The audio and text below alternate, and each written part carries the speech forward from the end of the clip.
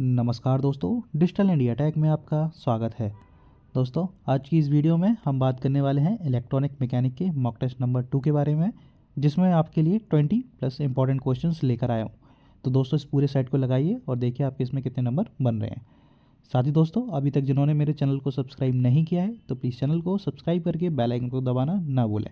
चलिए स्टार्ट करते हैं। फर्स्ट क्वेश्चन है दोस्तों, वह घटक जो अपने आप से ऊर्जा वितरित करने में सक्षम नहीं है किस नाम से जाना जाता है? अरेखीय, एकपक्षीय, सक्रिय घटक, निष्क्रिय घटक। तो यहाँ पर सही आंसर है निष्क्रिय घटक, जो एनर्जी का एम्प्लीफिकेशन नहीं कर सकते हैं, और जो एनर्जी का एम्प्लीकेशन कर सकते हैं सक्रिय घटक कहलाते हैं।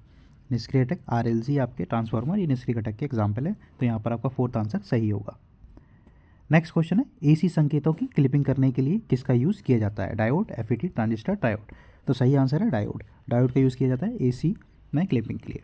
फर्स्ट आंसर सही होगा। नेक्स्ट क्वेश्चन है, हाफ वेव तिष्ठकारी का उर्मिका कारक। उर्मिका कारक यानी किसी को बोलते हैं रिपल फैक्टर। आपका हाफ वेव को बताना है। तो यहाँ पर हाफ वेव का जो रिपल फैक्टर होता है वो 1.21 होता है। इसी में एग्जाम में और भी क्वेश्चन आपके पूछ लिए जाते हैं। फुल वेव का और ब्रिज रेक्टिफायर का कितना रिपल फैक्टर होता है? तो उनका होता है 0.48। तो यहाँ पे आपके एग्जाम में 3 क्वेश्चन बनते हैं। हाफ वेव का रिपल फैक्टर 1.21, फुल वेव का 0.48 एंड ब्रिज रेक्टिफायर का 0.48। तो आपका इस क्वेश्चन के लिए सेकंड आंसर सही है। नेक्स्ट क्वेश्चन है, संघन क्लैंपन प्रस्तुत शामिल करने की प्रक्रिया है। तो दोस्तों, इसका सही आंसर है एक AC सिग्नल में एक DC लेवल को शामिल करने की प्रक्रिया को आपका क्लैंपन कहते हैं। तो यहाँ पर फर्स्ट आंसर सही होगा। नेक्स्ट क्वेश्चन है, PN जंक्शन की अग्र अभिनति में क्या होता है फॉरवर्ड वाइज में? तो जो बैटरी का धन टर्मिनल है P से जुड़ा होता है, उसमें डिप्लीशन लेयर कम हो जाता है। तो यहाँ पर फर्स्ट आंसर सही होगा। नेक्स्ट क्वेश्चन है, PN जंक्शन में अपक्षय परत किसके कारण बनती है? छिद्रों यानी कि होल्स, आवेश वाहकों का विसरण, अशुद्ध आयन या इलेक्ट्रॉनों का प्रवाह। तो दोस्तों, जो PN जंक्शन में अपक्षय जो परत बनती है वो बनती है आवेश वाहकों का विसरण। ठीक है, यानी कि होल्स एंड इलेक्ट्रॉन का डिफ्यूजन। तो सेकंड आंसर इसका सही होगा। नेक्स्ट क्वेश्चन है, यदि किसी डायोड की PIV रेटिंग अतिक्रमण हो जाए तो इस डायोड का क्या होता है? एग्जाम्पल दोस्तों, ये एग्जाम में इंपॉर्टेंट क्वेश्चन है, आपका एग्जाम में जरूर क्वेश्चन आएगा। तो इस क्वेश्चन में आपको बताना है कि उस डायोड का क्या होगा। डायोड जेनर डायोड के रूप में वर्क करेगा, खराब हो जाएगा, नष्ट हो जाएगा, चालन करना बंद कर देगा, न्यून हो जाएगा। तो दोस्तों, वो डायोड नष्ट हो जाएगा। यहाँ पर थर्ड आंसर इसका सही है।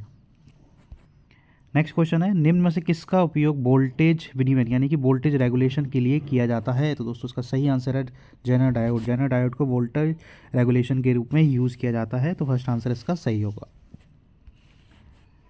नेक्स्ट क्वेश्चन है, bridge type full wave rectifier बनाने के लिए कितने डायोड की आपकी आवश्यकता होती है? देखो, इसमें आपके मैं 3 क्वेश्चन यहाँ पे बताने वाला हूँ। अगर दोस्तों हाफ वेव की बात है तो वहाँ पे 1 डायोड यूज़ होता है। अगर फुल वेव की बात की जाए तो वहाँ पे 2 डायोड यूज़ होते हैं। ठीक है, और अगर ब्रिज रेक्टिफायर की बात की जाए तो यहाँ पे 4 यूज़ होते हैं। तो ब्रिज टाइप की बात हो रही है तो यहाँ पर इसका सही आंसर होगा 4 डायोड। ठीक है, bridge type full wave rectifier के लिए 4 डायोड, हाफ वेव के लिए 1, फुल वेव के लिए 2। तो यहाँ पर इस क्वेश्चन के लिए फोर्थ वाला आंसर सही है। नेक्स्ट क्वेश्चन है, विभव मापी वोल्ट मीटर के तारों में क्या होना चाहिए? तो दोस्तों, वोल्ट मीटर के तारों में होना चाहिए सेकंड आंसर, उसका विशिष्ट प्रतिरोध उच्च होना चाहिए और कम तापमान गुणक होना चाहिए। तो यहाँ पर इसका सेकंड आंसर सही होगा। नेक्स्ट क्वेश्चन है, एक चल कुंडल में गैल्वेनोमीटर क्या होता है? अवमंदन बलागुण, पुनः स्थापन बलागुण यानी कि टॉर्क, नियंत्रण या विक्षेपण। तो यहाँ पर जो सही आंसर है दोस्तों, एक चल कुंडल गैल्वेनोमीटर में कंट्रोलिंग टॉर्क आपके डिफ्लेक्शन टॉर्क के इक्वल होता है। तो सेकंड आंसर यहाँ पे सही होगा, नियंत्रक बलागुण इक्वल टू विक्षेपण बलागुण। नेक्स्ट क्वेश्चन है, निम्न विकल्पों में से एनालॉग मल्टीमीटर की तुलना में डिजिटल मल्टीमीटर का एक लाभ बताना है। डिजिटल मीटर का बताना है। तो दोस्तों, डिजिटल मीटर कभी अधिक गर्म हो सकता है, एनालॉग मीटर की तुलना में अधिक सटीक पाठ्यांक रीडिंग देता है। यस, तो यहाँ पर जो सेकंड आंसर होगा वो सही होगा। एनालॉग मल्टी टूल की तुलना में अधिक महंगा है, ये सब कोई पॉइंट्स वैलिड नहीं है। तो जो आपका डिजिटल मीटर है वो आपकी सटीक एक्यूरेसी वाला पॉइंट्स आपका रिजल्ट देता है, इसलिए यहाँ पर इसका सेकंड आंसर सही होगा।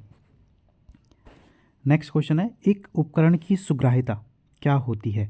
तो सुग्राह्यता को बोलते हैं सेंसिटिविटी क्या होती है उपकरण की। तो आपको बताना, आउटपुट में सबसे छोटी वृद्धि जिसे निश्चितता के साथ ज्ञात किया जा सकता है, सबसे बड़ा इनपुट बदलाव जिससे उपकरण प्रतिक्रिया देने में सफल है, आउटपुट के परिणाम में बदलाव से इनपुट के परिणाम से संबंधित अनुपात, या स्थिर इनपुट के दोहराए गए अनुपात के लिए।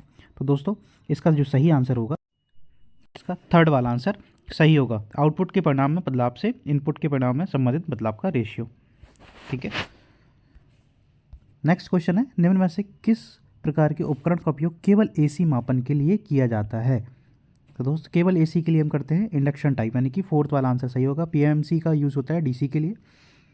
तापमान एंड गर्म प्रकार के जो तार हैं इसका वो होता है theta equal to I square, current measurement के लिए इसका यूज़ होता है। तो यहाँ पर जो केवल एसी के लिए मापने के लिए होता है वो प्रेरण प्रकार का होता है, यानी कि फोर्थ आंसर सही होगा। नेक्स्ट है, चल लौ प्रकार के वोल्ट मीटर और मीटर के दो मूल रूप कौन से होते हैं? ठीक है, आपको बताना है मूविंग आयरन के जो वोल्ट मीटर एमीटर होते हैं उनके दो रूप कौन से होते हैं? स्थायी चुंबक, विद्युत चल प्रकार, आकर्षण प्रतिकर्षण, स्प्लिट और प्रेरण प्रकार। तो यहाँ पर जो सही आंसर है वो हैगा आकर्षण प्रकार और प्रतिकर्षण प्रकार के होते हैं। जो मूविंग चल लौ प्रकार के वोल्ट मीटर मीटर यानी कि moving iron volt meter meter होते हैं, उनमें आकर्षण और प्रतिकर्षण प्रकार के टाइप्स होते हैं। ये आपका सेकंड आंसर सही होगा। नेक्स्ट क्वेश्चन है, एक मल्टीमीटर बताना है इसमें से किसका मापन नहीं कर सकता है? धारा का, विभवांतर का, आवेश का, प्रतिरोध का। तो जो मल्टीमीटर है वो करंट, आवेश करंट, विभव एंड प्रतिरोध को मेज़र कर सकता है, वो आवेश का मेजरमेंट नहीं कर सकता। तो यहाँ पे इसका जो थर्ड आंसर होगा वो सही होगा, एक मल्टीमीटर आवेश का मापन नहीं कर सकता है।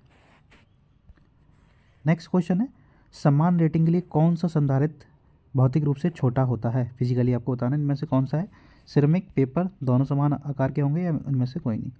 तो अगर कोई भी अगर सेम वैल्यू के हैं सिरेमिक या पेपर सेमेस्टर, तो जो कैपेसिटर है उस पर आपका जो फर्स्ट आंसर है सिरेमिक वाला है वो भौतिक रूप से छोटा होता है। तो फर्स्ट आंसर इसका सही है।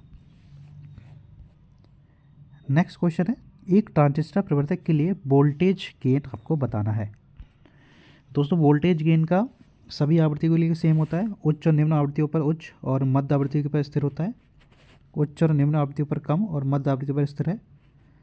उच्च आवृत्तियों पर स्थिर और निम्न आवृत्तियों पर कम होता है। तो बताना है दोस्तों, इसका जो सही आंसर होगा, इसका जो ग्राफ बनता है वो ऐसे होता है।